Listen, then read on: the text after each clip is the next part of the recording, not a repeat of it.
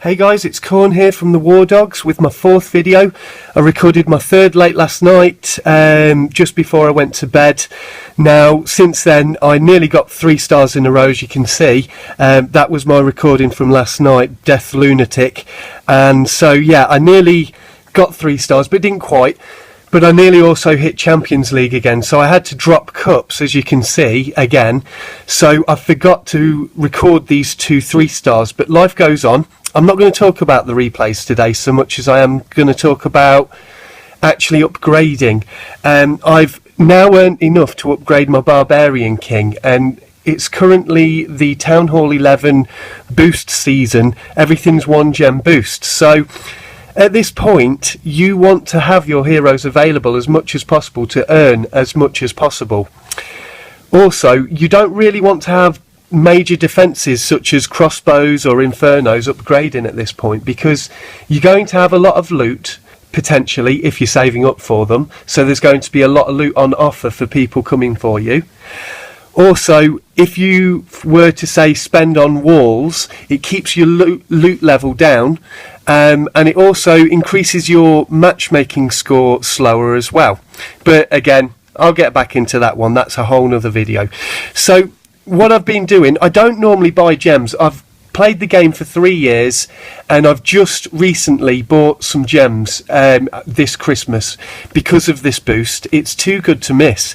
So what I've been doing is earning enough to upgrade my hero, and then instead of waiting a week to get it back, I'll upgrade it and then gem the week's wait. So I've got the 150,000 that I need for this next upgrade for my Barbarian King, but I don't want to wait a week because there's 2 days left of this boost, and I can earn probably 100k in the next 2 days, providing I've got both of my heroes. I wouldn't be able to do that, I don't think, without both heroes at this time. So I want to do the best I can at this time. I don't normally buy gems, as I say, and I won't be buying them probably until next Christmas now at the very earliest, maybe never again at all, because all I was bothered about is getting my heroes as high as I could and making sure that my base wasn't maxed out. So yeah, as you can see, I'm going to upgrade the Barbarian King now, 150,000 Dark Elixir, but I don't want to wait a week. I'm in a war currently and the boost is on, so let's gem that. Not something I'm used to, but hey ho, I've got a level 32 Barbarian King now. So yes, upgrading. It's really important that you upgrade the correct things at the correct time. I've left certain things, such as, you know, there's a few walls that I've intentionally left lower because at the end of the day they're just going to get blown up anyway. You can't really defend these walls out here very well. It's just impossible. This is just one of my bases, by the way. I don't swear by it. It's just one of the standard square bases. It can cause some people trouble, some others have got it nailed. So it's been around for a long time, but people have only just really started to use it a lot. You know, the masses have got onto it. Anyway, so upgrading, I've left things like my cannons. I could have upgraded them, as you can see from all of my level 10 walls. They cost 3 million for one piece. I've got about 140 pieces of them, so that's 3 million times 140. So I could have easily upgraded all of my defences by now to max, no problem. I could have done it probably a few times over.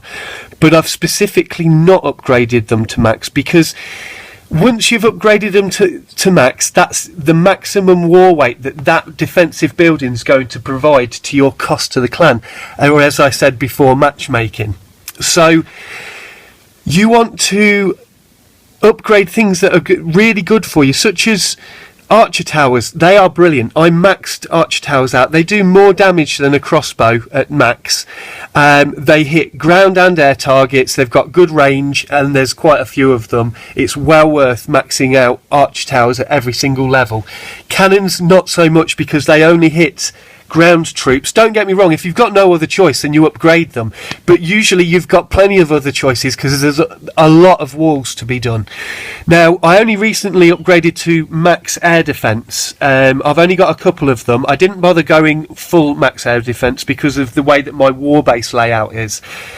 So that everything that you don't upgrade saves you some matchmaking cost. So I've not upgraded Valks. I don't really use them. It's not that I don't rate them. They are actually quite good for Town Hall 9s. But they cost extra war weight, and there's just no point. I get by totally fine without them. I've also not touched haste because I'm not really an air attacker, so I never use it. It's no good for ground attacks unless you're using loads of P.E.K.K.A.s, and me personally, I don't like loads of P.E.K.K.A.s. So yeah, other things, I could have upgraded all of these things to max, but I decided not to. I chose not to. When I said I've been working on the base for the last year, I've been playing the game for 3 years, but war's been out for 1 year. So since the war started, I've been strategically upgrading since then. At the point that wars hit, I actually had really low walls. All of my walls earlier this year were level 7. Every wall that I owned was level 7 earlier this year. All I've done this year, pretty much for the whole year, for 2015, was upgrade my walls. And whilst upgrading my walls, my defences are staying a similar level, so my wall weight isn't rising as fast for spending the same amount of resources. So in this time, I can bring my hero levels into line and make sure that I can get those heroes to max before I've actually maxed out every defence. I've still got both Infernos to do. I've still got my all mortars. I've still got my air defence. Cannons have to go up 2 levels.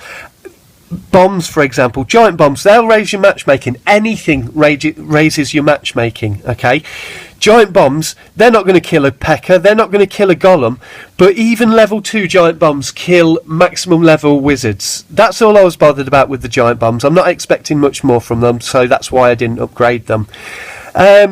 Yeah, the walls, the outer walls, they are going to get broken. Whether you think they are or not, the outer walls are always going to get broken. Yes, they need upgrading eventually, but for the time being, upgrade the inner walls. It's more important.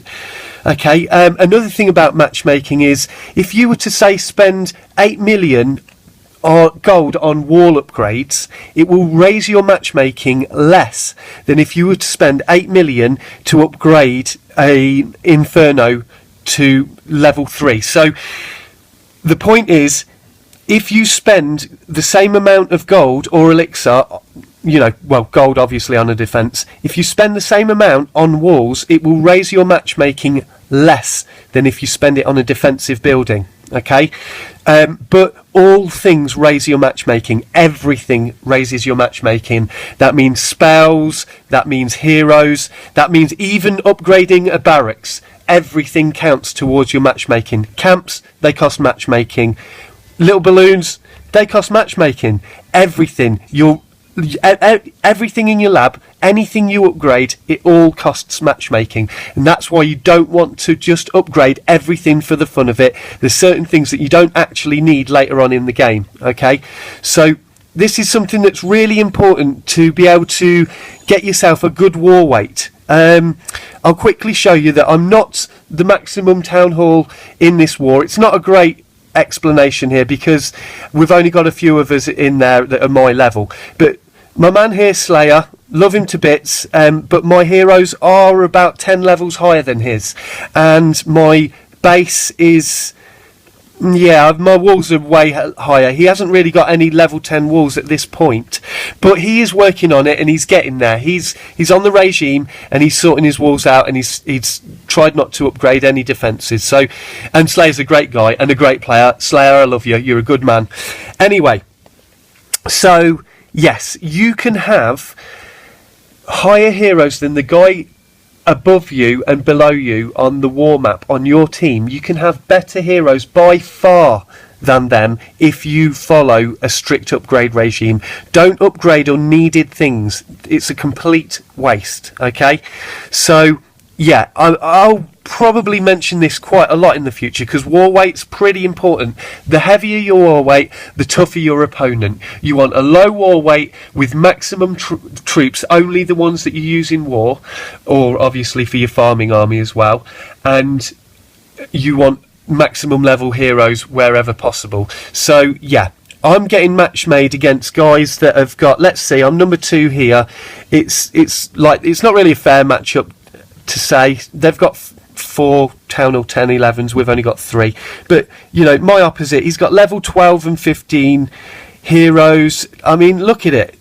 It's a mess. But that's because I've got my whole clan manipulating war weight. Okay, they're all working, you might call it Town Hall 8.5. I've just been calling it manipulation since earlier this year. So yeah, I'll talk about other levels as well. We've got Town Hall 8s, Town Hall 9s, Town Hall 10s here. So I'll be able to show you farm replays in the future from each of those levels, war replays from each of those levels, tactics for them, everything. So yeah, stay tuned. I hope you like the video. Sorry, actually, I should have, you know what, before I go, I'll play you my last replay. I didn't quite nail it, but it's again another weakling, but I like to prey on the weak, as I mentioned before. So I've tested out the clan castle here, found there's nothing in there. I've seen that there's one Inferno that's on single, so I know that's not the problem. It's actually the multi-Inferno that I'm more bothered about with this army. So I come in from the top. I'm trying to avoid the air defences with my healer to start with. I create a line to create the funnel with my wizards, and then my main spearhead force goes in. I've used this point here for my jump to open up the most amount of sections, and yeah, we're into the base. Probably froze that Inferno a little bit early, but it's okay. The giants are going to make their way into the centre anyway. Now, they're taking out all of the mortars. They're usually quite a big problem. The only thing that single Inferno can do to me is get onto my Barbarian King, but as soon as the giants are raged, they just get straight onto it anyway. Archer Queen's decided to go around the outside because she just does sometimes. Now, my healers are taking the battering from the remaining air defences, but my guys are coming round the outside and cleaning up. Thankfully, that crossbow there is on upgrade. So yeah, at this point I was worried that I wouldn't be able to get a 3-star because I hadn't taken out that multi-Inferno in the middle. That was the biggest mistake. I really needed to probably come in from this corner and maybe thrown a jump around here just to make sure I took that out first. Mistakes are made though, and you learn from them. So yeah, I've not made too bad a loot. Could have been a little bit more Dark Elixir, but I reached 0 purple last night, absolute 0, because I'd used it to upgrade walls again. So I really needed some purple today. If you're Dark Elixir farming all the time, then every now and again you have to focus on purple to get your resources to earn the Dark Elixir. Okay, so if you're getting low on purple, just focus on that for the time being and then switch back to focusing on Dark Elixir. So yeah, I hope you've enjoyed this video. I know it's gone on a lot longer and I still feel like I didn't cover anywhere near enough. There's a lot more I could have talked about your war weight and more examples to be given, but there's lots of videos to be done as well. I don't want to do everything all in one video anyway. So I hope you subscribe. Thank you for watching, and I've got plenty more videos to come after this one. As I say, I get a 3-star pretty much every day. I on some days might even get 3 in a row. So yeah, I'll also show you some replays with 3-star in Town Hall 10s without any heroes at all. No heroes. So they're the ones I'm most proud of, and I can't wait to show you. They're an older one, probably terrible quality. Okay, so thanks again. I hope you subscribe. Please like the video, and I shall see you tomorrow. Cheers.